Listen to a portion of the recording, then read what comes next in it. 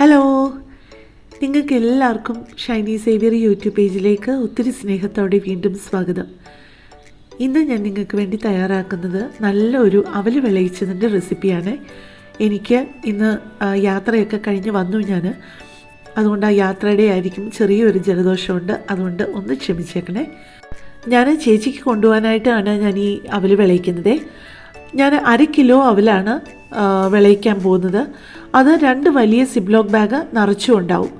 ഇപ്പം ഞാൻ 1/2 കിലോ അവലിന് വേണ്ടിയിട്ട് എടുത്തിരിക്കുന്നത് 1.25 കിലോ ശർക്കരയാണ്. നിങ്ങൾക്ക് വലിയ മധുരം വേണ്ടാന്നുണ്ടെങ്കിൽ 1 കിലോ ശർക്കര മതിയാവും. അതും കറുത്ത ശർക്കര എടുക്കുന്നതാണ് നല്ലത്. പിന്നെ അവലാണെന്നുണ്ടെങ്കിലും കറുത്ത അവലെടുക്കുന്നതാണ് നല്ലത് കേട്ടോ, വെള്ള അവലിനേക്കാട്ടിലും. 2 കപ്പ് വെള്ളത്തിലാണ് ഞാൻ ആ 1.25 കിലോ ശർക്കര ഉരുക്കാനിട്ടിരിക്കുന്നത്. അല്ല, ഒരുപാട് വെള്ളമാണെന്നുണ്ടെങ്കിൽ നമ്മളത് വറ്റി വരാനായിട്ട് ഒരുപാട് നേരം വെയിറ്റ് ചെയ്യേണ്ടി വരും. ശർക്കര പാനിയാക്കുമ്പോൾ മീഡിയം ഫ്ലെയിമിലും ലോ ഫ്ലെയിമിലും മാറി മാറി വെച്ചിട്ടേ അത് പാനിയാക്കാവുള്ളേ. ശർക്കര പാനിയാക്കിയത് പാകമായോ എന്നറിയാനായിട്ടുള്ള ഒരു മാർഗം, ആ പാനി ഒരിച്ചിട്ട് തണുത്ത് കഴിയുമ്പോഴേക്ക് നമ്മൾ ആ വിരലിൻ്റെ അറ്റത്ത് വെച്ചിട്ട് ഒന്ന് ഒട്ടിച്ചു നോക്കുക. അപ്പോൾ ചെറിയൊരു ഒട്ടലുണ്ടെന്നുണ്ടെങ്കിൽ അത് പാകമായി എന്നാണ് അർത്ഥം. അല്ലാതെ ഒരു നൂൽ പരുവമാകുന്നത് വരെയൊക്കെ വെയിറ്റ് ചെയ്ത് കഴിഞ്ഞ് കഴിഞ്ഞാൽ നമ്മുടെ അവൽ വിളയിച്ചത് ചിലപ്പോൾ അങ്ങ് നല്ലതായിട്ട് ഡ്രൈ ആയി പോകാൻ ചാൻസ് ഉണ്ട്. ഇപ്പോൾ അവൽ വിളയിച്ചതിലേക്ക് വേണ്ട പൊട്ടുകടലയും കാഷ്യൂ നട്ട്സും തേങ്ങാക്കൊത്തുമാണ് എടുത്തിരിക്കുന്നത്. തേങ്ങാക്കൊത്ത് പായസത്തിന് അരിയുന്നത് പോലെ വളരെ ചെറുതായിട്ട് അരിഞ്ഞെടുത്തത് ഒരു 1/4 കപ്പ് എടുത്തിട്ടുണ്ട്. പൊട്ടുകടല എടുത്തിരിക്കുന്നത് ഒരു 50 ഗ്രാമാണ്. കാഷ്യൂ നട്ട്സ് ഒരു 50 ഗ്രാമോ 100 ഗ്രാമോ നമ്മളുടെ ഇഷ്ടം പോലെ ചേർക്കാം. കാഷ്യൂ നട്ട്സ് സാധാരണ എല്ലാവരും ചേർക്കാറില്ല, പൊട്ടുകടല മാത്രമാണ് ഇതിനെല്ലാവരും ചേർക്കുന്നത്. പക്ഷേ ഞാൻ എൻ്റെ ചേച്ചിമാർക്കൊക്കെ കൊടുക്കുമ്പോഴായാലും ആർക്കെങ്കിലും കൊടുത്തു വിടുമ്പോൾ ഞാൻ ഇത് രണ്ടും ചേർക്കും. പൊട്ടുകടലയും ചേർക്കും, കുറച്ച് കാഷ്യൂ നട്ട്സും ചേർക്കും. ഇപ്രാവശ്യം ഞാനൊരു ഇച്ചിരി കൂടുതൽ കാഷ്യൂ നട്ട്സും ഒക്കെ ചേർത്തിരുന്നു. ഞാൻ ഈ 1/2 കിലോ കൊണ്ടുള്ള അവല് വിളയിച്ച് വന്നപ്പോഴേക്കും 2 വലിയ സിപ്ലോക്ക് ബാഗിൻ്റെ ഒരു 85% നിറയെ ഉണ്ടായിരുന്നേ. നിങ്ങൾക്ക് വേണ്ടി അതിൻ്റെ കറക്റ്റായിട്ടുള്ള വെയിറ്റൊക്കെ എടുക്കണം എന്ന് ഓർത്തതാണ്. പക്ഷെ പോകുന്ന തിരക്കിൽ എല്ലാം അങ്ങനെ നടന്നില്ല. എൻ്റെ ആഗ്രഹങ്ങൾ പോലെ എല്ലാം അങ്ങനെ നടന്നില്ല. എന്നാലും ഞാനിവിടെ ഇല്ലെങ്കിലും എല്ലാ ദിവസവും മുടങ്ങാതെ നിങ്ങൾക്ക് വീഡിയോ എത്തിക്കണം എന്ന് എനിക്ക് വലിയ ആഗ്രഹം ഉണ്ടായിരുന്നു. അതെന്തായാലും ദൈവം സാധിച്ചു തന്നു. ഒരു ദിവസം പോലും മുടങ്ങാതെ അവിടെയാണെന്നുണ്ടെങ്കിലും പാതിരാത്രി വരെ ഇരുന്ന് വീഡിയോയുടെ വോയിസൊക്കെ കൊടുത്ത് ഞാൻ ആ കറക്റ്റ് സമയത്തിടാൻ ഞാൻ ശ്രമിച്ചിട്ടുണ്ട്. ചിലപ്പോൾ ഹോട്ടലിലൊക്കെ താമസിക്കുമ്പോൾ എല്ലാവരും ഉറങ്ങിക്കഴിയുമ്പോൾ റൂമിന് പുറത്ത് വന്നിട്ട് ആ സ്റ്റെപ്പിലൊക്കെ ഇരുന്നിട്ടാണ് ഞാൻ വോയിസ് ഓവർ സാധാരണ കൊടുത്തിരുന്നത്. കാരണം എനിക്കാരെങ്കിലും ഞാൻ വോയിസ് ഓവർ കൊടുത്തുകൊണ്ടിരിക്കുമ്പോൾ അത് കാണുകയൊക്കെ ചെയ്യുമ്പോൾ ഞാൻ വളരെ കോൺഷ്യസ് ആകും. ഒരുപാട് നേരം എടുക്കും ഞാനത് കറക്റ്റ് ചെയ്യാനായിട്ട്. പിന്നെ ഞാനൊരു കാര്യം പറഞ്ഞോട്ടെ, എൻ്റെ ഈ വീഡിയോയും എൻ്റെ ഈ ചാനലുമൊക്കെ ആദ്യമായിട്ട്, ഇപ്പോൾ ഈ വീഡിയോ ആയിരിക്കാം എൻ്റെ ചാനലിലേത് ആദ്യമായിട്ട് ഇപ്പോൾ കാണുന്നത് ആരെങ്കിലുമൊക്കെ. അപ്പം അങ്ങനെ കാണുന്നവരാരെങ്കിലുമൊക്കെ ഉണ്ടെങ്കിൽ എൻ്റെ ചാനലിലെ മറ്റ് റെസിപ്പീസും ഒക്കെ ഒന്ന് പോയി ചെക്ക് ചെയ്യണേ. ഒരുപാട് പലതരത്തിലുള്ള നല്ല നല്ല റെസിപ്പികളുണ്ട്, നിങ്ങൾക്ക് അതൊക്കെ പ്രയോജനപ്പെടാതിരിക്കത്തില്ല. അപ്പോൾ ഒന്ന് പോയി സമയമുള്ളപ്പം ഒന്ന് നോക്കണം കേട്ടോ, ഇഷ്ടപ്പെടുവോ ഇല്ലയോ എന്നുള്ളത്. ഇപ്പം നമ്മുടെ തേങ്ങാക്കൊത്തും കാഷ്യൂ നട്ട്സും പൊട്ടുകടലയും ഒക്കെ വറുത്ത് കഴിഞ്ഞു. പൊട്ടുകടല എന്ന് പറയുന്നത് നമ്മുടെ മിക്സ്ചറിനകത്തൊക്കെ കിടക്കുന്ന ഒരു പരിപ്പില്ലേ, ആ പരിപ്പാണ് ഈ പൊട്ടുകടല എന്ന് പറയുന്നത് കേട്ടോ. നമ്മുടെ ശർക്കരയൊക്കെ നേരത്തെ തന്നെ പാനിയാക്കി വെച്ചിരുന്നല്ലോ, ചെറിയ ഒരു ഒട്ടുന്ന പരുവത്തിന് വേണമെന്ന് ഞാൻ പറഞ്ഞിരുന്നല്ലോ. അതൊക്കെ കുറച്ചൊന്ന് ചൂട് പോയി. നിങ്ങൾക്കറിയാലോ, ശർക്കരയ്ക്കകത്ത് എപ്പോഴും മണ്ണും പൊടിയും അഴുക്കും ഒക്കെ ഉണ്ടാവും. അതുകൊണ്ട് നന്നായിട്ട് അരിച്ചെടുക്കണം. പിന്നെ ചൂടുണ്ടെന്നുണ്ടെങ്കിൽ അത് തീർച്ചയായിട്ടും ഇരുമ്പരിപ്പ് തന്നെ അരിക്കാൻ ശ്രദ്ധിക്കണേ.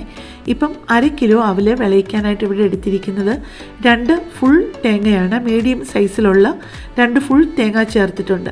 ഇത് നമ്മൾ തിരുമ്മി എടുക്കുമ്പോഴത്തേക്ക് ഒരുമാതിരി ഏതാണ്ട് ഒരേ ഒരു പരുവത്തിൽ ഒരേ വലിപ്പത്തിൽ തിരുമ്മി എടുക്കാൻ ശ്രദ്ധിക്കണം. അല്ല, നിങ്ങൾക്ക് ഒരേ വലിപ്പത്തിൽ തിരുമ്മി എടുക്കാൻ പറ്റിയില്ല എന്നുണ്ടെങ്കിൽ ആ മിക്സിയുടെ ജാറിലിട്ടിട്ട് ചെറുതായിട്ടൊന്ന് പൾസ് ചെയ്തെടുത്താലും മതി. അപ്പം എല്ലാം ഒരേ പരുവത്തിൽ നമുക്ക് കിട്ടും. നമ്മൾ തയ്യാറാക്കി വെച്ചിരിക്കുന്ന ആ ശർക്കര പാനിയിലോട്ട് ആ തേങ്ങ മുഴുവനും ഇട്ട് കൊടുത്തിട്ട് നന്നായിട്ട് അതൊന്ന് വിളയിച്ചെടുക്കണേ. ഈ ശർക്കരയുമായിട്ട് ബന്ധപ്പെട്ടുള്ള കാര്യങ്ങളൊക്കെ നിങ്ങൾ ചെയ്യുമ്പോൾ പ്രത്യേകം ശ്രദ്ധിക്കാനുള്ള ഒരു കാര്യം, ഈ ശർക്കര വലിയ ഫ്ലെയിമിലിട്ട് കുക്ക് ചെയ്യല്ലേ.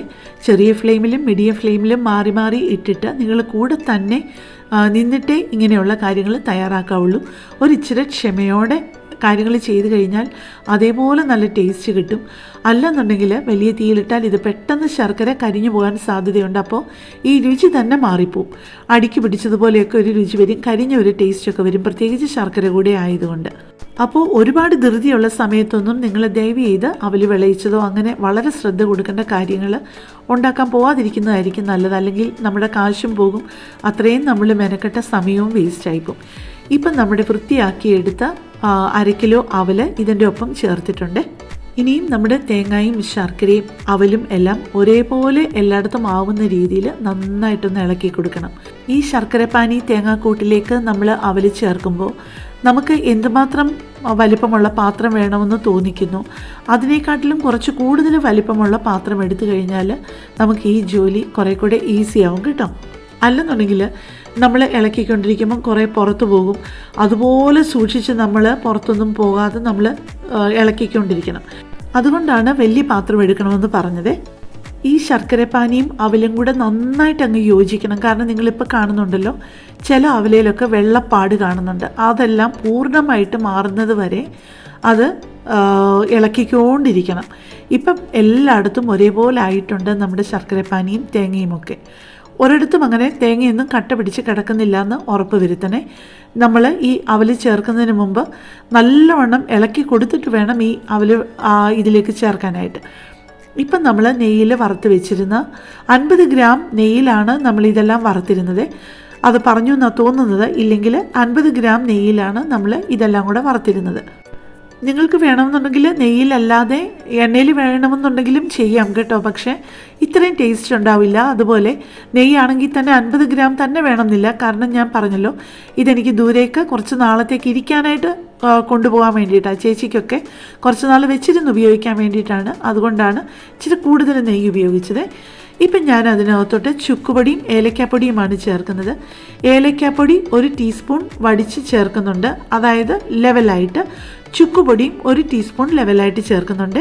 ഇനിയിപ്പം നമ്മൾ നേരത്തെ അവലെല്ലാം കൂടെ ശർക്കരയോട് യോജിപ്പിച്ചതുപോലെ തന്നെ ഈ കാഷ്യൂനട്ട്സും പൊട്ടുകടലയും തേങ്ങാക്കൊത്തും എല്ലാം അവലിൻ്റെ എല്ലാ ഭാഗത്തും ഒരേ രീതിയിൽ കിട്ടത്തക്കവണ്ണം നമ്മൾ നന്നായിട്ട് ഇളക്കി കൊടുക്കണേ. കാരണം എവിടെ നിന്നെടുത്താലും എല്ലാവർക്കും കാഷ്യൂനട്ട്സും പൊട്ടുകടലയും തേങ്ങാക്കൊത്തും എല്ലാം വേണം.